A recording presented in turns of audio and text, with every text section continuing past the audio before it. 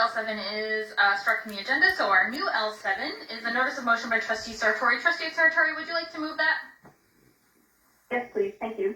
And I need a seconder. Trustee Burgess. Trustee Sartori, would you like to speak to it? Yes, please. Thanks so much. Good evening, everyone. Thank you for having me on the phone tonight. I appreciate it. So I brought this motion forward at the last board meeting, the last time we met, which was the same night that our standing committees were meeting. And I asked a few questions that were answered quite well at the Operations and Finance Committee relative to, fundraising in general across the board, and, to get a sense of how much schools sort of rely on fundraising. Part of that question, or part of that, discussion, revealed that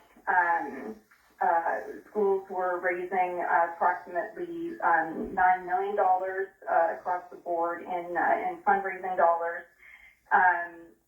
for the few years before COVID. During COVID, I believe the date that was given was in 2020.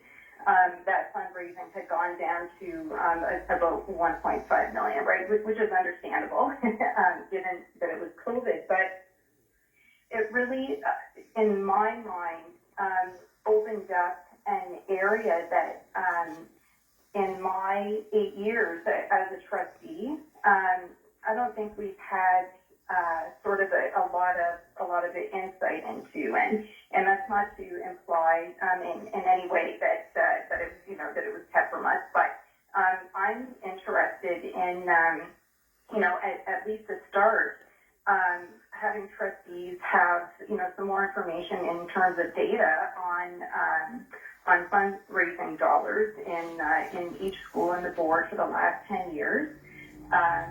We know as well that our provincial funding only goes so far. My understanding is that it's basically a given that the provincial dollars are not going to cover everything a school community might want to see happen within that school community, and includes the kinds of things or fundraising includes the kinds of things that can make a school community so much more, I think, vibrant. In addition, to the people, of course, that are already there, including staff, families, and kids. So this is sort of the background and rationale for the motion. And then another aspect of the discussion that night too is that it's sort of common knowledge, I guess, that different schools have a different almost like base.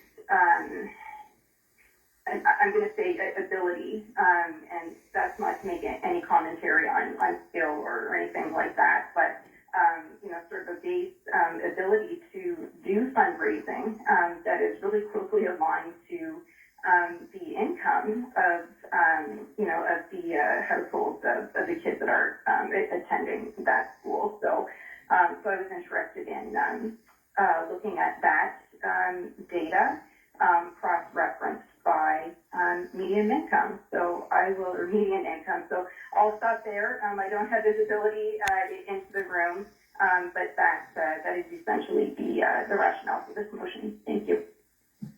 Thank you, Trustee Sartori. Trustee Halberstadt. Thank you, Madam Chair. Yeah, I guess my question is 10 years of records, and what would it take in time and resources to collect that information? And I guess the second question is, what do you do with it? I think it'll probably, you can all predict right now, based on socioeconomic reasons in different regions of the city, that you can pretty well know now how many schools can raise money as opposed to other schools. And if we put out this data, it's probably going to, I assume the rationale final rationale for this is to make it all equal, which is a great plan. But is it realistic? And would it not shame maybe the schools that do not have the resources to fundraise like the others? Someone from administration want to take that, or Superintendent Armstrong? Sure, thank you for the question. Through you, Madam Chair, do we have the data? We do. We would have it by school for those 10 years. It will take some effort on our part because we actually do track kind of some of the buckets in terms of what the fundraising is for, but some items that go through school-generated funds might be to purchase a t-shirt and it's not intended to fundraise for the school, for example. What you collect is what we're paying out, and so we'd have to pull and filter some of that information out so that it is really true fundraising information. In terms of the median income, that's going to take us some work because I'm assuming that what we're being asked is to provide the median income across all schools for those 10 years for each school. So if I'm interpreting it correctly, so that will take some effort and some research on our part, and I can't comment on the purpose of what you'll do with it after. To maybe the mover, what would you expect, Trustee Corey, what do you expect the end result of this would be?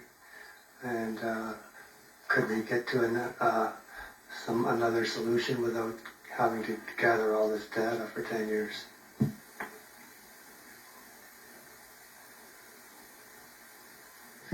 Trustees, Would you like me to speak to that, Madam Chair? absolutely. Okay, thanks. Yep, I can answer that. I've done a little bit of research, and there can be, just in terms of the what happens after the data is received. I know that People for Education, for example, I believe has written about.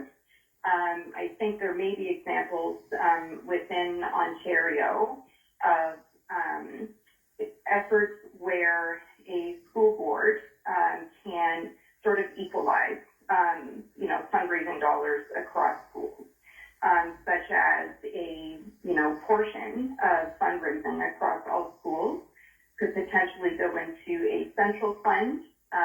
That I have, no designs as to what those, percentages would be, but where there is a central fund that could be then distributed, on a, sort of proportionately to different schools that could help, sort of equalize all of the benefits of being able to raise money and raise fundraising and donations in their schools. So,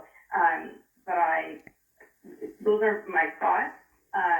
But I personally don't want to influence that too much because I'm not running again, and that would be for the next board to consider. And so that was why, rather than going, for a motion like that, I wasn't thinking that it was my place to do at this point. So that's why I was thinking of starting with the data. I guess the other question is, if you're going to be balancing out the funds, the fundraising funds to each school, and then give 10% off the top to the wealthier schools, would that not be a disincentive for them to raise the money if it's going somewhere else? They know it's going somewhere else. Madam Chair, would you like me to answer that? Was that to the mover? Yeah, go ahead, Trustee Sartori. Okay, thank you. Potentially, and you raise a good point too, because just on the basis of being able to see the data in terms of fundraising across schools, I don't know that an immediate next step would be, okay, so we need to figure out a way to equalize or to have a central fund. I think, again, getting the data is maybe the beginning of some additional conversations, and again, I would leave that to the new board. Again, Trustee Halberstadt, you raised a good question. I'm sure there would be many, including that one afterwards. If as you say, if it may act as a disincentive for some. Thank you. I have Trustee Hatfield and then Trustee Sipcar. Go ahead. Thank you, Madam Chair. I had similar questions to Trustee Halberstadt about the purpose of having administration gather all this data, and I do have some concerns about showing the schools that maybe struggle with fundraising and the median income levels of that community. I'm not comfortable with that. And I think when you're looking at this kind of data, and I'm someone who's been involved in school fundraising for a long, long time, there are different priorities at each school, and there's no way to identify that, and the fundraising efforts can change from year to year depending on those priorities, and there's no way to reflect that in the data. And then, of course, there's the COVID years that come up in the last 10 years. So I'm a little bit uncomfortable with doing this exercise until we have a better understanding of what purpose we're gonna use the data for at the end of the day.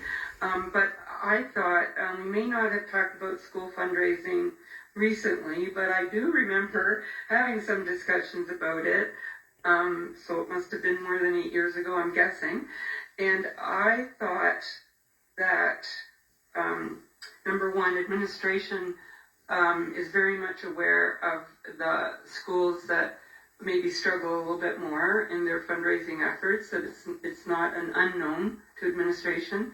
And I also thought that it was explained to us at some point in time that that's taken into consideration with regard to school budgets, the budgets that are allocated at the school level, that it does take into consideration the kind of historical data for fundraising at that school and the needs that the school might have for fundraising. So maybe if administration could just clarify or remind me if I'm correct on that. Thank you. Thank you, through Madam Chair. The interesting, good timing. The school budget formula was reviewed in conjunction with the 22-23 budget process. Previously, the school budget formula, the biggest driver for how budget was allocated to schools was based on average daily enrollment, and that was primarily it. And so through Mr. Mayhew and through a committee making up of school principals, secondary and elementary, they did take a look at that formula, of which average daily enrollment is a portion of, but they also worked with Prosperous and United Way to get median income information with respect to the school. They looked at school demographics. They talked about need within the various schools. They looked at the programs that some schools offer that may have a higher cost associated with them. And all of those elements were factored into a revised formula that was implemented this year. Half of it was implemented, and then half of their original budget under the original formula was also brought in so that they wouldn't feel the full brunt of it in 1 year, because some schools will naturally go down, some schools will go up with full implementation for 23-24. So we did consider that, acknowledging that there is some disparity amongst schools. You have a supplemental? Trustee Sipcar. Thank you, through Madam Chair. Thank you to Trustee Sartori for making this motion. I will be supporting it tonight, and I think that it's really important that we have this information available. I think with respect to the concerns around outcomes, I think that we're a bit premature, but I would say that in knowing that in our district that we have some areas where 1 in 3 children grow up in poverty, this is widely acknowledged and reported. And I know that some of our schools struggle with even maintaining a consistent parent council. I think it's incumbent upon us to really know those numbers, and sure, we can try to mitigate some of that through our school budget, but this is, I think, another way that we can mitigate some of that. I know that I've heard different instances of where some schools are fundraising for bells and whistles and other schools are fundraising for basics. And I think that those are the types of things where that's not necessarily covered in this motion. I realize there's nothing on expenses. But I think knowing the median income cross-reference to those fundraising dollars is extremely important, and it gives us a more informed decision about how we even allocate resources from our budget, or how we advocate, in different ways, even if it doesn't result in any sort of change to the fundraising policies. I just think this is important information that we know. So again, I'll be strongly supporting the motion. Trustee Burgess. Thanks, Madam Chair. I guess I'm absolutely supporting it, and I'm glad to hear that there is data already that we can glean easily, and that, of course, there will be some work involved in trying to get the median income. I also recognize median income doesn't really let us factor out things like magnet schools that have, draw from a catchment area outside of what they would geographically be defined by in a boundary. But we'll figure that out. I think data is important, not the anecdotal. We know. But I can go back to, 2017 when the Equity and Education Plan came out, and things like this were actually in the proposal. I also want to make an assumption. I want to be clear about the assumptions that we're making. Because a lot of this is just plain public information. It's not hidden anywhere. You have to dig for it. But when we have Ontario Student Nutrition Program, for example, or breakfast programs, whether they're, organized from outside or from school councils or, partners or whatever, we don't try to stigmatize it. We don't stigmatize. That's what we're good at this board in that way. We don't, just feed the kids who don't have any food at home. We feed the kids that show up and want breakfast. Same thing when, we're distributing. I know we have an annual cereal box thing that's an external fundraiser. We don't stigmatize around that. We don't ask whether you can afford the prom dress before we collect them and distribute them when we need to do that, or coats for kids, or any of the things that address things kids with needs. So I don't anticipate getting the data and applying it in some sort of stigmatizing way. I think that would be against what we normally practice. So I'm not concerned or, uncomfortable about that at all. And it is public information. I think the 10 years is important because the last 3 have been so anomalous. I think that's important. It also shows, I think, a little bit of the up and down of the economy and different things, new schools. A few years ago, People for Education had a very insightful across the province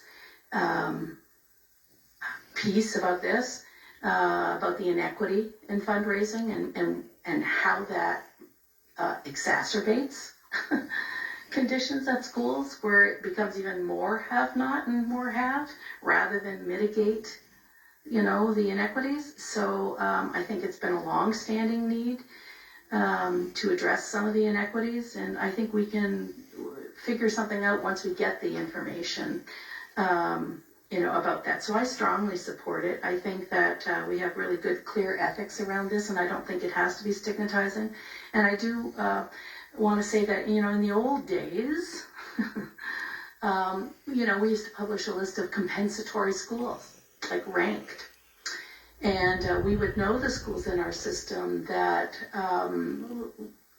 needed some compensation, needed some mitigation in order to help them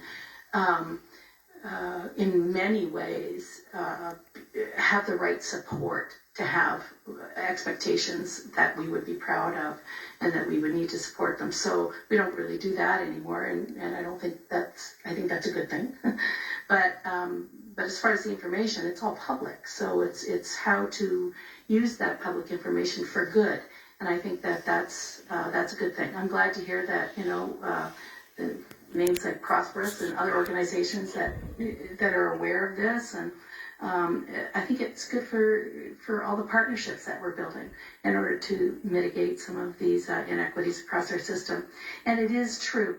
I want to say, double down on the thing. Some of the things that people fundraise for in school councils or whatever are almost necessities. Like we don't build playgrounds. And maybe you don't need playgrounds. We need naturalized play spaces. We have that. But field trips, there are many, many, many schools that the school budget is addressing needs that are much more critical, and they're not the bells and whistles. So I think this is a great thing. I strongly support it, and I look forward to seeing the data, whether I'm here or not. I think it's an important piece that we have to put forward. Trustee Leclerc. Yeah, thank you, Madam Chair, and through you. I'm not 100% sure how readily available that information is publicly, and I also don't know that it's going to be available publicly in the form that we anticipate it being shown to us when we get it from the board, right? Because it'll be a set of sheets with all the schools' names and the amount of money they fundraise next to it, all compiled together. Whereas right now it's kind of out in the universe. So I just want to ask administration, because I'm leaning towards supporting it. I'm asking administration: are there any financial risks that we may put ourselves into by receiving this information?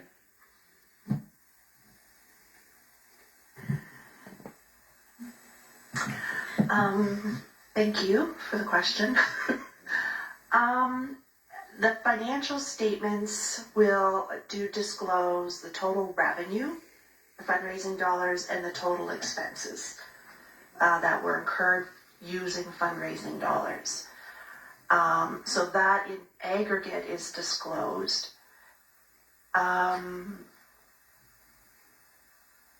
Figure out how to say this. Schools fundraise for specific purposes.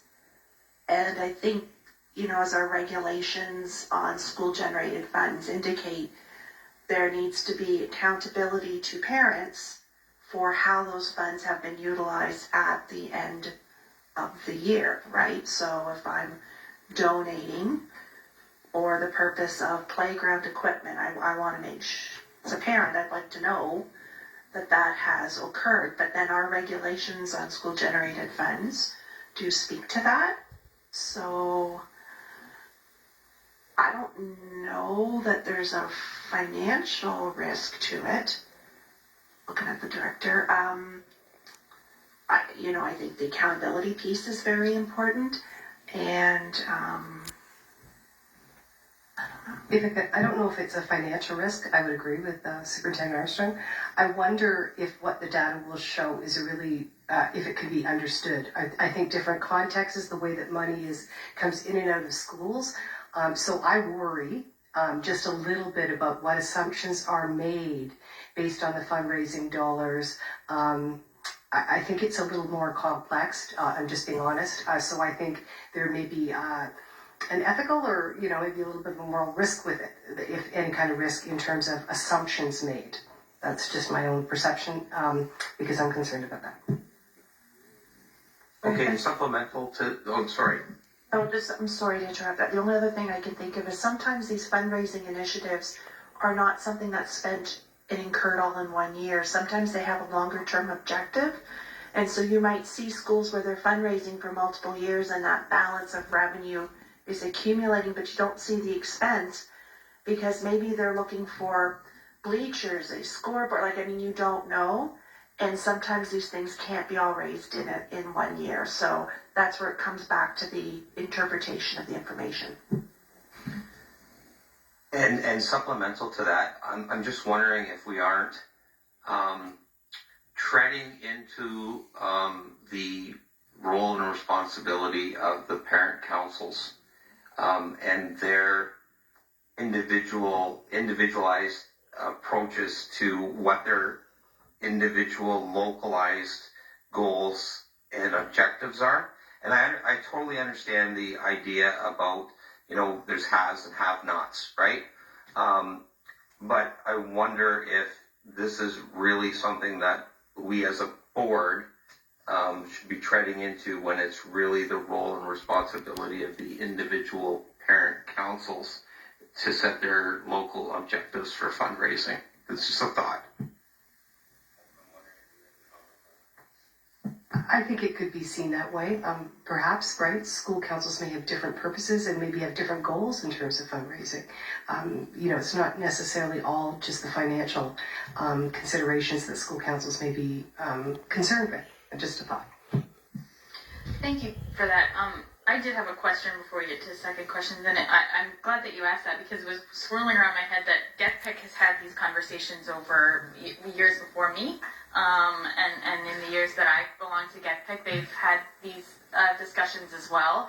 And some of the same concerns have come up. And it's mostly sort of landed almost there, that the disparities are known and understood, but what is our responsibility? And what can our impact be? So I'm kind of caught in the middle of this because I feel like if it's not supported, then I'm sort of making a decision for the next board. But if I support it, I'm sort of making a decision for the next board as well. But I don't know whether that data is something that the next board should be able to make a determination on what they want to do with it, and which includes then GECDSB's input as well. So my question, I don't know that it's going to solve my dilemma here, but you mentioned Superintendent Armstrong about the school budget formula revisions, and some of the hopefulness of what I can see happening from this data is more work like that that I think has been addressed or is beginning to be addressed by administration and by what we see in our schools. And so I'm wondering if you, I know you're kind of like imagining a thing that doesn't really exist yet, but how would something like this, if this were to pass tonight and this information were to come out in, as has been pointed out, in this sort of nebulous way, so two parts. Is that the kind of information that is already being considered in these school budget formula revision, and how you did that information? And if not, or if so, would this be helpful to clarify some of those decisions as you move forward, or make more transparent some of the decisions that go into that? Thank you. I got to think this one through. The school budget formula was revised because we acknowledge and know that there are challenges with certain schools with the amount of budget that they get allocated, where some schools need that money simply to provide a nutrition program or to buy basic school supplies for students that cannot come to school with that, or have an empty belly, or maybe they need mittens and they need a hat and they need a warm coat. Where other schools may use their school budgets for the typical office supplies that a school may require, for photocopier, things of that nature, but don't have those same needs, and so they may be utilized for all the kind of extra things that a school might want that are nice to haves but not necessary. In terms of considering the school fundraising, I don't know that we look at that specifically, because we consider the uniqueness of each school, the socioeconomic demographics of the school population. But we're limited in terms of what funding we get from the GSN. We are restricted in terms of some of those provisions are enveloped. So there's only so much that we can allocate to a school and that they can use for purposes of education. There are other things that schools want that aren't funded by the GSN and aren't important from it. I'm not going to say this right. Are not as relevant from an education standpoint. Bleachers are nice for the football game. You don't need that for education purposes. The scoreboard is lovely, again, but you don't need that from an educational perspective. So the school budget, that's a fundraising initiative. School budgets are not going to be thinking about these new builds or a scoreboard that's broken or these things. We're actually looking at the core education of what students require. Are they coming to school, like I said, and they don't have a coat? Do they not even have backpack? They don't have pencils, they don't have glue, things that we ask parents to provide, Kleenex, things like that, and we consider that through the GSN funding that we're able to allocate out to schools based on our budget. So I don't know if I've really answered that. I appreciate that because I think that's and thank you for making at least a finer point for me that this is a lot of data and it is a lot of sort of nebulous data, but it also doesn't address one of the things that I think is important to know, which is what are they fundraising for, and without that information, and not to say that wouldn't be part of this report, it possibly could be, but without that sort of also that additional level of detail, I think it would be a challenge, not insurmountable, but a challenge to address some of the issues that the mover had indicated were a potential a good thing to come out of this, which is that we could equalize some of those things. I'm in favor of doing that. I'm in favor of having the data that it would take to do that. I'm in favor of putting it with already this great work that's being done. I just wonder if the individual levels of need and desire and of can and would love to, if we'll really get at that with this information. I don't want to assume that we won't, but I struggle to know whether that's possible. I can't envision how that would look. But there are much smarter people than me in the world who might be able to. So I appreciate that context very much. Any other first questions from trustees before I go to second ones? So I've got Trustee Zipcar and Trustee Hatfield. Thank you, through you, Madam Chair. So following from this discussion, I think we're maybe overcomplicating it a little bit in the sense that it actually says a report to the trustees on fundraising dollars. It actually doesn't specify what's coming in or what's going out. And so in my view, without this discussion or even with this discussion, that could be inclusive of both. That's so just perhaps that's a question to the mover. But I had a thought during this as well. In response to Trustee Leclerc, which was that we have a policy on school-generated funds, and these dollars do affect the learning environment, even if they're not directly education-related.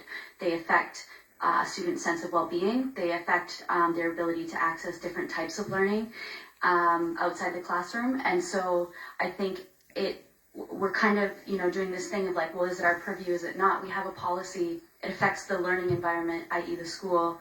And it's vague enough that we can just ask for, I think, income and expenses. And I think that would be all-encompassing to what I think is what is needed. And so I guess my question to the mover is that the intention of this, or what's your intention of this motion? Is that it would include both income and expenses through that, through how it's worded?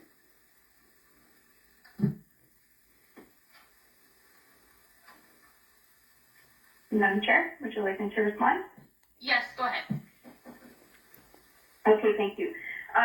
So what I would say in general, actually, the comment that I would make is that I think that, if the motion passes, we've all been able to, participate in the conversation, in the debate, and in the discussion.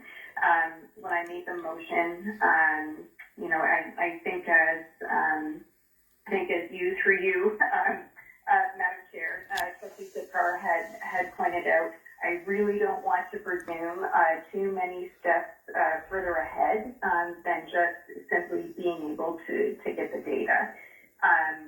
But I think that as, administration who is being asked to potentially, if it passes, bring the information forward, that we can trust our administration to have an understanding through the course of this conversation as to, what we're really looking for right now. But in addition to that, to be able to provide their insights either in